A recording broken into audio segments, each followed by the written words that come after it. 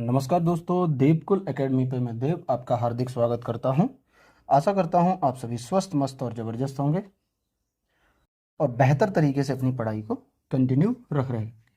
रोज़ाना की तरह आज भी हम करंट अफेयर के 10 महत्वपूर्ण प्रश्नों के बारे में चर्चा करने वाले हैं। 10 इम्पोर्टेंट प्रश्न जो हम आज इस क्लास में कवर करने वाले हैं, और ये आपकी फुल पत्ती वाली क्लास का रिवीजन होता है जो उत्कर्ष क्लासेस पे डेली सुबह 6 बजे क्लास चलती है। एक दिन बाद इसका रिवीजन कराया जाता है। आज संडे है, आज भी क्लास रहेगी, लेकिन कल मंडे को क्लास नहीं रहेगी क्योंकि एक दिन बाद आपका रिवीजन यहाँ पे कराया जाता है। तो मंडे को आप सब ये ना सोचे कि क्लास क्यों नहीं आती, क्योंकि सैटरडे की क्लास संडे को होती है, संडे को कोई क्लास सर की नहीं होती, इसलिए मंडे को कोई क्लास नहीं होती है। एक दिन बाद यहाँ रिवीजन कराया जाता है। अगर आप चैनल पर नए हैं तो चैनल को सब्सक्राइब करें, बेल आइकन को प्रेस करें ताकि आगे आने वाली वीडियो का अपडेट मिल सके आपको सबसे पहले। तो चलिए बिना किसी देरी के शुरुआत करते हैं हम आज की क्लास की। आज का पहला प्रश्न है, अफगानिस्तान की तालिबान सरकार को मान्यता देने वाला पहला देश कौन सा है? तो अफगानिस्तान की जो तालिबान सरकार है उसे रूस ने मान्यता दे दी है। किस सरकार को? अफगानिस्तान की जो तालिबान सरकार है उसे आपकी रूस ने मान्यता दे दी है। क्लियर? आगे बात करें कि नाम क्या होगा इस सरकार का, तो इसका जो इसे मान्यता दी गई है इसका नाम आपका रखा है इस्लामिक अमीरात। क्या नाम दिया गया है इसे? तो नाम इसे इस्लामिक अमीरात दिया गया। वहीं आईएनएस निर्देशक का कमीशनिंग समारोह कहाँ हुआ है? तो ये आपका विशाखापट्टनम में आईएनएस निर्देशक का कमीशनिंग समारोह हुआ है। आगे आपसे पूछें कि नॉर्वे का पहला टीटी वॉल्डनर कप 2024 जीतने वाली एशिया टीम में शामिल एकमात्र भारतीय खिलाड़ी कौन है? तो वो आपकी हैं मानिका बत्रा। एकमात्र भारतीय खिलाड़ी कौन है? तो वो आपकी मानिका बत्रा हैं, जो नॉर्वे का जो पहला टीटी वॉल्डनर कप हुआ है उसे जीतने वाली टीम में शामिल थी मानिका बत्रा। अगला प्रश्न आपको याद रखना है कि स्वॉर्ड ऑफ ऑनर अवार्ड से किसे सम्मानित किया गया है? तो राम मंदिर को स्वॉर्ड ऑफ ऑनर से सम्मानित किया गया है। यहां तक क्लियर? अगले प्रश्न पे चलें।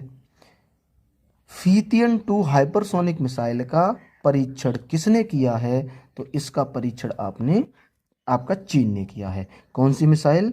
फीतियन 2, और यह एक हाइपरसोनिक मिसाइल है। तो ये भी आपको याद रखना है कि यह एक हाइपरसोनिक मिसाइल है।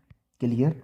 अगले की बात करें कि इसका जो फ्यूल है वो केरोसिन और हाइड्रोजन परऑक्साइड का मिश्रण होगा। इसमें जो फ्यूल यूज किया जाएगा वो आपका केरोसिन और हाइड्रोजन परऑक्साइड का मिश्रण होगा, जो इसमें फ्यूल यूज होगा। आगे बात करें कि सोडियम को संरक्षित किया जाता है, तो वो आपका केरोसिन में सोडियम को संरक्षित किया जाता है। वहीं आपसे पूछे कैंसर के लिए एमआरएनए टीका किसने विकसित किया? तो ये आपका रूस ने विकसित किया है कैंसर के लिए एमआरएनए टीका।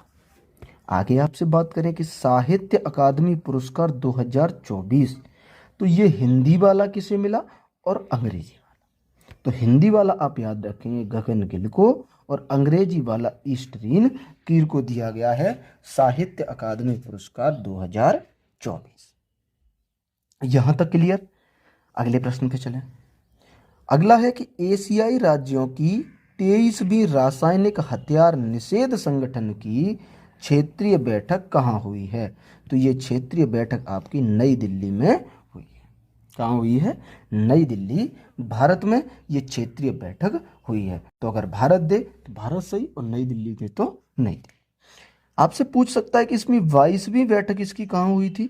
तो वो आपकी उज्बेकिस्तान में। इसकी जो 22वीं बैठक है वो आपकी उज्बेकिस्तान में आयोजित की गई थी।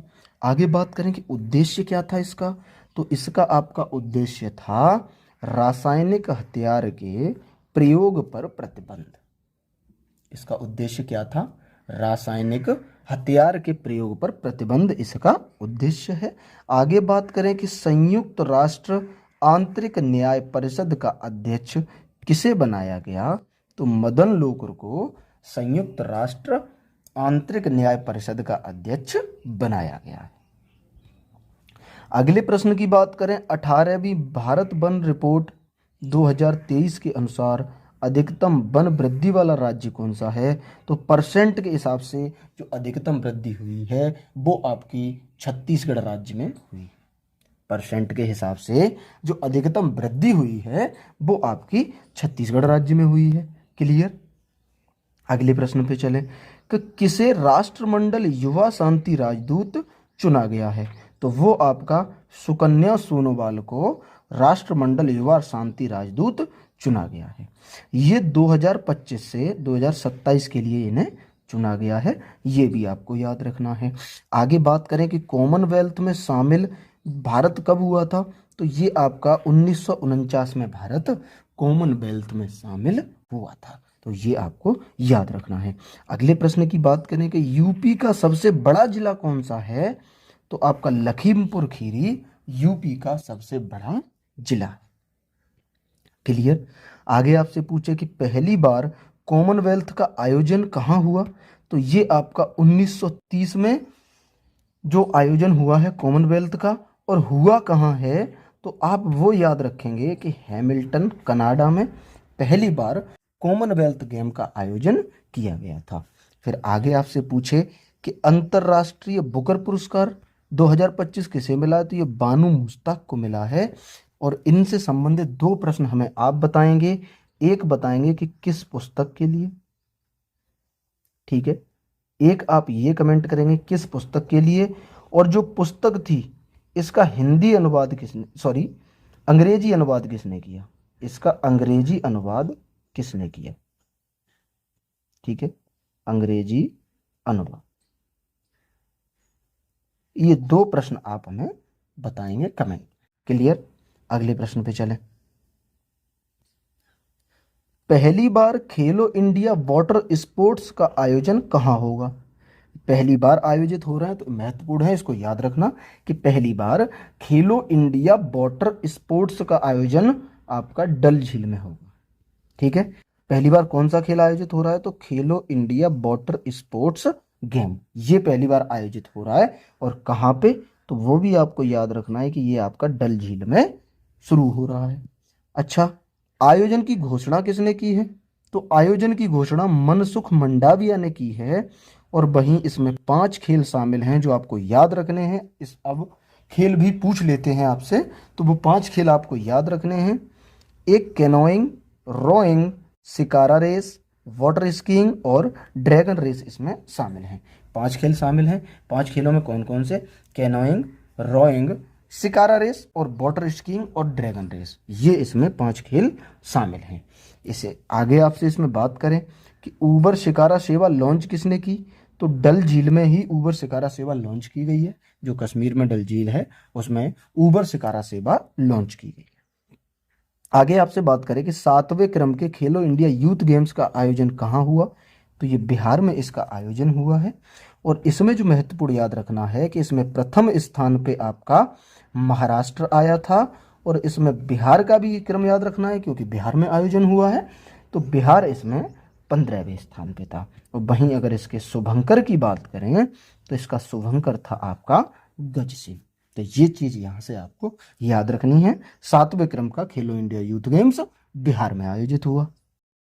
अगले पे चलें कि सेबी ने किस देश की वैश्विक ट्रेडिंग दिग्गज जेन स्ट्रीट को प्रतिबंधित किया है? तो ये सेबी ने यूएसए की जो ये कंपनी थी, कौन सी? वैश्विक ट्रेडिंग दिग्गज जेन स्ट्रीट। ठीक है, वैश्विक ट्रेडिंग जो ट्रेडिंग है उसमें दिग्गज थी और कंपनी का नाम भी था जेन स्ट्रीट, और ये यूएसए की कंपनी थी। इसे भारत ने प्रतिबंधित कर दिया है क्योंकि ट्रेडिंग में इसने कुछ उल्लंघन किए थे, इलीगल तरीके से कुछ पैसा यहाँ से कमा के ले गए, तो उसके चलते ये भारत ने इसे प्रतिबंधित कर दिया है। वहीं आगे आपसे बात करें कि सेबी के वर्तमान हेड कौन है? तो तुहिन कांता पांडे सेबी के वर्तमान हेड हैं। और एक महत्वपूर्ण प्रश्न कि सेबी की पहली महिला हेड कौन है? तो माधवीपुरी बुच जो हैं वो सेबी की पहली महिला हेड बनी थी। सेबी के अब तक के इतिहास में सिर्फ एक महिला हेड बनी है, वो है आपकी माधवीपुरी बुच। तो ये भी क्वेश्चन आप याद रखना। आगे आपसे बात करें, वर्ल्ड ईगल का आधिकारिक तौर पर राष्ट्रीय पक्षी किसे ने घोषित किया? जो वर्ल्ड ईगल है इसे आधिकारिक तौर पे राष्ट्रीय पक्षी किसने घोषित किया है, ये सवाल पूछना चाह रहा है। तो ये आपका किया है यूएसए। क्लियर। अगला है 2025 का महिला कबड्डी विश्व कप, इसका आयोजन आपका बिहार में हुआ है। 2025 के महिला कबड्डी विश्व कप का आयोजन कहाँ होगा? तो इसका आयोजन बिहार में होगा। मनमोहन सिंह जी को पद्म विभूषण कब मिला? तो इन्हें पद्म विभूषण 1987 में मिला था। मनमोहन सिंह जी को पद्म विभूषण कब मिला? तो 1987 में। ये आपको याद रखना है। क्लियर। अगले प्रश्न की बात करें कि steel authority of India limited ने अपना पहला अंतर्राष्ट्रीय प्रतिनिधि कार्यालय कहाँ प्रारंभ किया है? तो ये आपका यूएई दुबई में प्रारंभ किया है। Steel authority of India limited ने अपना पहला अंतर्राष्ट्रीय प्रतिनिधि कार्यालय कहाँ? दुबई में। शुभारंभ किसने किया? तो ये एचडी कुमारास्वामी ने इसका शुभारंभ किया है। वहीं आगे बात करें कि भारत का पहला सहकारी त्रिभुवन विश्वविद्यालय कहाँ खुला है? तो ये आनंद गुजरात में इसकी स्थापना हो रही है। भारत का पहला सहकारी त्रिभुवन विश्वविद्यालय। बात करें वीर बाल दिवस की, तो वीर बाल दिवस आपका 26 दिसंबर को मनाया जाता है। वहीं भारत में कार क्रांति के वास्तुकार कौन थे? तो ये थे ओसामू सुजुकी। इनका हाल ही में निधन हो गया है। और ये किस देश से संबंधित हैं, ये आप हमें कमेंट में बताएं। कमेंट में आपको आंसर में जो पूछता हूँ वो जरूर देने चाहिए, जिससे कि आपको ये चीज़ें याद रहें और महत्वपूर्ण प्रश्न ही आपसे कमेंट में पूछे जाते हैं। आगे आपसे बात करें कि 21वां थर्ड आई एशियन फिल्म फेस्टिवल कहाँ आयोजित होगा? तो ये आपका आयोजित होगा मुंबई में। 21वां थर्ड आई एशियन फिल्म फेस्टिवल आपका मुंबई में आयोजित होगा। यहां तक क्लियर। अगले प्रश्न पे चलें कि एसबीआई ने आयात निर्यात सेवाओं को बढ़ावा देने के लिए वैश्विक व्यापार वित्त केंद्र का शुभारंभ कहाँ किया है? तो ये इन्होंने कोलकाता और हैदराबाद में वैश्विक व्यापार वित्त केंद्र का शुभारंभ किया है। इनका उद्देश्य क्या था? उद्देश्य की अगर हम बात करें तो आयात निर्यात सेवा को बढ़ावा देना इसका उद्देश्य था, कि जो आयात और निर्यात सेवा है उसे बढ़ावा देना इसका उद्देश्य था। आगे बात करें वज्र प्रहार अभ्यास की, तो ये आपका इंडिया और यूएसए के बीच में आयोजित होता है वज्र प्रहार अभ्यास। और वहीं कोप इंडिया अभ्यास की अगर हम बात करें तो ये भी आपका इंडिया और यूएसए के बीच में आयोजित होता है कोप इंडिया अभ्यास। आगे आपसे बात करें कि दीपम 2.0 योजना किसने लॉन्च की है? तो ये आपकी आंध्र प्रदेश की योजना है और आंध्र प्रदेश ने इसे लॉन्च किया है। वहीं अगला प्रश्न आपसे पूछा जाए कि सूर्य किरण अभ्यास, तो आप याद रखेंगे कि इंडिया और नेपाल के बीच में आयोजित होता है सूर्य किरण अभ्यास।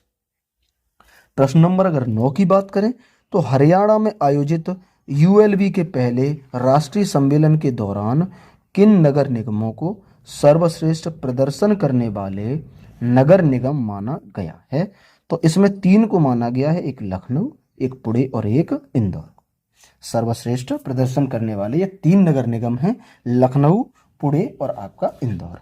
आगे आपसे बात करें कि यूबिन मोबाइल ऐप का संबंध, इसका संबंध वैक्सीनेशन से है। और ये किस राज्य ने लॉन्च किया है, ये आप बताएंगे। किस राज्य ने इसे यूबिन मोबाइल ऐप को लॉन्च किया है, ये आप बताएंगे। आगे बात करें 1 जनवरी 2025 से भीख देना अपराध, तो ये इंदौर में घोषणा की गई कि 1 जनवरी 2025 से भीख देना अपराध है। आगे बात करें पहला उड़ान यात्री कैफे, तो पहला उड़ान यात्री कैफे आपका कोलकाता में शुरू हुआ। और इसमें भी आपको एक जवाब देना है कि किस हवाई अड्डे पे, ये किस हवाई अड्डे पे, ये जवाब आप देंगे कि किस हवाई अड्डे पे इसकी शुरुआत की गई है। ठीक है, कोलकाता मैंने बता दिया, हवाई अड्डा आप बताएंगे। आगे बात करें गरुड़ शक्ति अभ्यास की, तो गरुड़ शक्ति अभ्यास आपका इंडिया और इंडोनेशिया के बीच में आयोजित होता है गरुड़ शक्ति अभ्यास। क्लियर। अगले प्रश्न पे चलें कि हॉलीवुड वॉक ऑफ फेम पर स्टार पाने वाली पहली भारतीय अभिनेत्री कौन है? तो वो आपकी दीपिका पादुकोण हैं, जो हॉलीवुड वॉक ऑफ फेम पर स्टार पाने वाली पहली भारतीय अभिनेत्री बनी है। कौन बनी है? दीपिका पादुकोण। आगे बात करें कि इसरो ने भारत का पहला एनालॉग अंतरिक्ष मिशन कहाँ प्रारंभ किया है? तो ये इन्होंने लद्दाख में प्रारंभ किया है, भारत का पहला एनालॉग अंतरिक्ष मिशन। फिर आपसे बात करें कि अंतर्राष्ट्रीय मस्तिष्क अनुसंधान संगठन की अध्यक्ष बनने वाली विकासशील देश की पहली महिला वैज्ञानिक कौन है? तो वो है आपकी शुभा तोले। प्रश्न महत्वपूर्ण है, इसको आप 100% याद रखना। ये प्रश्न बहुत महत्वपूर्ण है कि वो कौन है, तो वो है आपकी शुभा तोले। फिर आपसे आगे बात करें कि सूचना के अधिकार संग्रहालय की आधारशिला कहाँ रखी गई है? तो ये आपके राजस्थान के ब्यावर में सूचना के अधिकार संग्रहालय की आधारशिला रखी गई। तो ये थी हमारी आज की क्लास। उम्मीद करते हैं कि क्लास आपको बेहतर तरीके से समझ आई, अच्छे से आपको मैंने रिवीजन इसका कराया है। अगर आपको लगता है कि मेरा कराया गया रिवीजन आपके लिए फ़ायदेमंद है और अब तक आपने अगर चैनल सब्सक्राइब नहीं किया है तो प्लीज़ आप चैनल को सब्सक्राइब करें, बेल आइकन को प्रेस करें और ज़्यादा से ज़्यादा लोगों तक इस वीडियो को शेयर जरूर करें ताकि मुझे भी इससे मोटिवेशन मिले। पिछली वीडियो को आप लोगों ने बहुत करंट की क्लास को प्यार दिया, ऐसे ही इस वीडियो पे दें और मैं बेहतर से बेहतर कोशिश करूंगा, बेहतर से बेहतर तरीके से आपको रिवीजन कराने की कोशिश करूंगा। क्लियर। मिलेंगे अगली क्लास में, तब तक के लिए नमस्ते, नमस्कार एंड जय हिंद, वंदे मातरम। और मैं एक चीज़ सोच रहा हूँ जो आप लोगों से पूछ लूँ कि मंथ के एंड में आप लोग बस कमेंट में बताना कि मंथ के जो लास्ट में, ठीक है, मंथ के लास्ट में ये जो इसमें से जो इम्पोर्टेंट प्रश्न हैं उनका एक पीडीएफ बनाया जाए प्रिंट करा के, ठीक है, प्रिंट करा के बनाया जाए और आपको उसका रिवीजन कराया जाए। ठीक है, तो आप इसे बताना कि ये कैसा रहेगा। सोच रहा हूँ कि ये अगर हो सकता है तो मैं इसको करने की कोशिश करूँगा। मिलेंगे अगली क्लास में, तब तक के लिए नमस्ते, नमस्कार एंड जय हिंद, वंदे मातरम।